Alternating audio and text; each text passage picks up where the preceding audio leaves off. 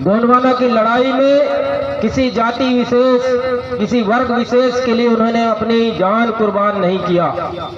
इस देश के अंदर रहने वाले समस्त जाति, समुदाय, धर्म, भाषा, संस्कृति के रक्षा के लिए उन्होंने इस धरती को बचाने के लिए अंग्रेजों से विद्रोह किया था। अंग्रेजों ने इतना अत्याचार हमारे साथ किया, हमें लूटने का कोशिश किया, नाना प्रकार के टैक्स लगाए। उन तमाम टैक्सों का सारे जुल्म, जितने जुल्म जाति करते थे उन सब का विरोध उन्होंने किया। इसलिए अंग्रेजों के द्वारा धोखे से उनको बंदी बनाया गया और अंग्रेजों की शर्त को राजा शंकर शाह पुत्र कुंवर रघुनाथ शाह ने स्वीकार नहीं किया, तो अंतिम समय पर उनको तोपों पर उड़ाया गया। तोप पे उड़ाए, ऐसा शहादत दुनिया में कहीं देखने को नहीं मिलता। इतना बड़ा कुर्बानी हमारे मूल निवासी समाज गोंडवाना के सम्राट शंकर शाह पुत्र कुंवर रघुनाथ शाह ने दिया है और उनकी कुर्बानी को इतिहासकारों ने और सरकारों ने कहीं पर उल्लेख नहीं किया, जबकि मध्य गोंडवाना के लिए, इस देश के लिए उन्होंने अपने प्राणों की आहुति दी है। ऐसे महापुरुषों का इतिहास बहुत ही बारीकता के साथ में लिखी जानी चाहिए थी, लेकिन कहीं ना कहीं क्योंकि गोंड समाज के थे, एक जाति वर्ग विशेष के कारण उनके इतिहास के साथ छेड़छाड़ हुआ है। इस बात को हमारे समाज को समझना चाहिए, मूल निवासी समाज को समझना चाहिए, संविधान को मानने वाले लोगों को समझना चाहिए कि आखिर में गोंडवाना समग्र विकास क्रांति आंदोलन के जनक, प्रेरणा स्रोत, लिंगोवासी दादा हीरा सिंह मरकाम जी अगर इस दुनिया में नहीं आए होते तो गोंडवाना के जो हमारे इतिहास है अब तक दफना दिया गया होता, अब तक आपके इतिहास मिटा दिया होते, आपके जल जंगल जमीन छीन लिए होते, आपको जो संविधान ने मौलिक अधिकार दिया वो तमाम कानूनों को संशोधन कर दिए होते। कारण यही है कि गोंडवाना समग्र विकास क्रांति आंदोलन खड़ा है, इसलिए सरकारों की हिम्मत नहीं हो रही है। लंबे समय से ये लोग कहते हैं कि हम गोंडवाना के क्षेत्र में विस्थापन करेंगे, बांध बनाएंगे, पार्क बनाएंगे, उद्योग लगाएंगे, लेकिन गोंडवाना के कारण हिम्मत नहीं हो पा रही है। आज भी हमारे क्षेत्र में बांध सिर्फ प्रस्तावित है, सरकार बनाने की हिम्मत नहीं जुटा पा रही है, क्योंकि यहाँ गोंडवाना का सामाजिक, राजनीतिक और सांस्कृतिक जीवन और धरोहर सुरक्षित है। इसलिए गोंडवाना को बचाना है, धरती को बचाना है, धरती में रहने वाले मूल निवासी समाज को बचाना है, चाहे वो एसटी हो, एससी हो, ओबीसी हो, शोषित वर्ग के हो, चाहे वो ब्राह्मण हो, बनिया हो, सबकी रक्षा करना गोंडवाना का नैतिक कर्तव्य बनता है। दादा मरकाम ने कहा है कि मानव जीवन एक बराबर है, मानव एक समान, सबको शिक्षा और सबको काम। ये दादाजी का पैगाम रहा है। षड्यंत्रकारी लोग कई तरह के षड्यंत्र हमारे साथ पॉलिटिक्स करते हैं, इस बात को समझने की आवश्यकता है। और जब आपके लोग इस धरती में एक छत्र राजपाट किए, राजा रहे आप लोग, तो ये छोटा सा पॉलिटिक्स है, इसको आप समझ लो, कोई बड़ी बात नहीं। और जिस दिन आपके पास सत्ता होगी, सरकार होगी, उस दिन आपके सितारे चमकेंगे, आपके हक अधिकार आपको मिलेगा, देश का संविधान का सही पालन होगा। आज हमारे देश में संविधान का सही पालन नहीं होता है। क्यों नहीं होता है? आजादी के समय से हमको 5th शेड्यूल मिला, 5वीं अनुसूची मिली, 5वीं अनुसूची का सही क्रियान्वयन हो रहा है क्या? बताइए, 5वीं अनुसूची का सही पालन हो रहा है क्या? 5वीं अनुसूची का मसौदा नहीं बना, लोग 5वीं अनुसूची का ढिंडोरा पीटते हुए मध्य प्रदेश और देश के लोकसभा में पहुंच जाते हैं, चुनाव जीत लेते हैं, षड्यंत्र में हमारे लोग फंस जाते हैं। इसलिए साथियों, मातृशक्तियों, युवा साथियों, किसान भाइयों, मजदूर भाइयों, इनके 1250 के चक्कर में मत आना, एक दिन ये आपको गुलाम बना देंगे। ये देश 200 साल गुलाम रहा है। उसका कारण यही था कि हम लोग आपस में बट गए थे। इसलिए साथियों, संगठित होने का समय है। संगठित होकर के हमको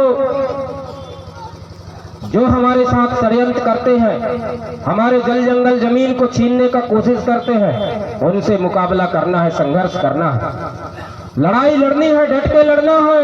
रोजगार कब मिलेगा? आज हमारे युवाओं बेरोजगार हैं, युवाओं को नौकरी नहीं है, बेरोजगारों को रोजगार नहीं है, ये कैसे मिलेगा? इसलिए गोंडवाना के साथ खड़े होइए। गोंडवाना सबका है, सब मिलकर के गोंडवाना को मजबूत करते हैं। आइए सभी जाति समुदाय के लोग मिलकर के गोंडवाना को मजबूत करते हैं, और जिस दिन गोंडवाना मजबूत होगा उस दिन सबका भविष्य साकार हो जाएगा। इसलिए साथियों, गोंडवाना के जो अमर इतिहास है उसे भी हमें याद रखना है। हमारे धर्म की, भाषा की, संस्कृति की, प्राकृतिक व्यवस्था को लेकर के हमारे समाज को चलना है। और एक समय ऐसा था, जिस तरह से मौसम परिवर्तन होता है उसी तरह से आंदोलन में भी परिवर्तन होता रहता है। कभी नरम, कभी गरम, कभी हमारा आंदोलन तेज था, कभी हमारा आंदोलन कम होता है। लेकिन धैर्य रखिए, अभी हम लोग हैं। गोंडवाना आंदोलन को मजबूत करेंगे। गोंडवाना आंदोलन मजबूत होगा, उस दिन आपके इतिहास की भी महत्व बढ़ेगी। उस दिन आपके राजा महाराजाओं का मान सम्मान बढ़ेगा। आज गोंडवाना ने ये इतिहास को नहीं खोज करके सामने नहीं लाया होता तो शंकर शाह, रघुनाथ शाह जी का मूर्ति जबलपुर में नहीं बनता।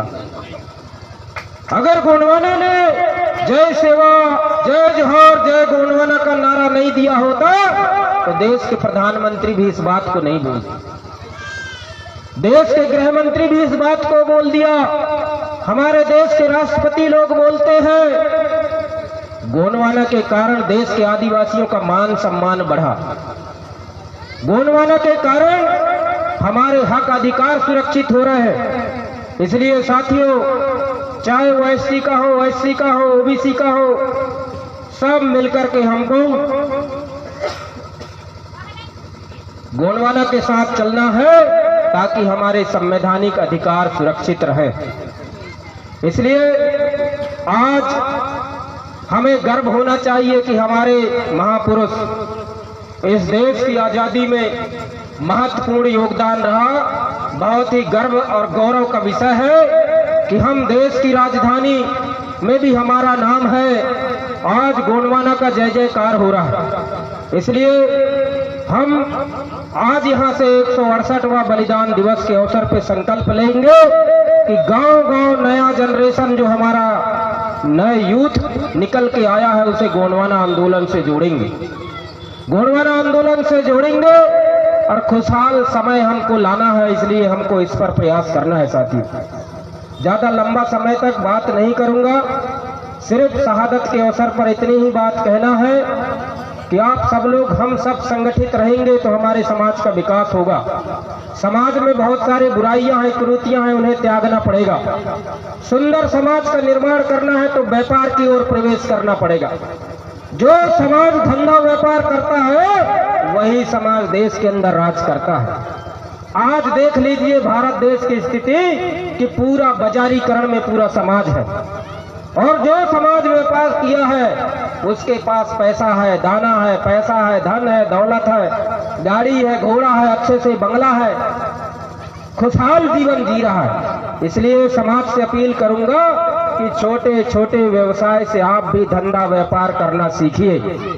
आज धनवासी की इस पावन धरती पर बाजार है, इधर छोटे छोटे बाजार लगते हैं। बहेरा में एक बाजार है, सलैया में एक बाजार है, सक्का में बाजार है, आपके अमरपुर में बाजार है। छोटे छोटे बाजार से, छोटे छोटे जहां बाजार लगते हैं वहां से धंधा व्यापार करना सीखिए और अपने समाज, अपने परिवार को समृद्ध बनाइए। इसके साथ हमारे जो नौजवान साथी हैं, युवा हैं, युवतियां हैं, अधिकांश लोग ये सब गलत संगति में, नशा पान में लिप्त।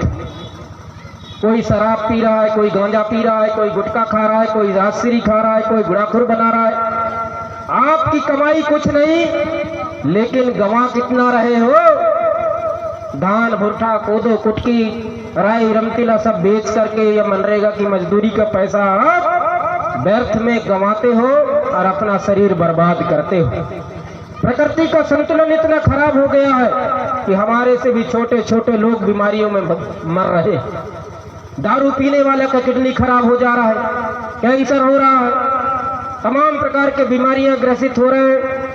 तो इसलिए नौजवान साथियों, उज्जवल भविष्य की ओर चलिए, नशा पान त्याग करके व्यापार करिए और सुंदर समाज का निर्माण करिए, ताकि आपके समाज का भी नाम हो। गोंडवाना का आज नाम होता है, गोंडवाना के लोगों को मान सम्मान मिल रहा है।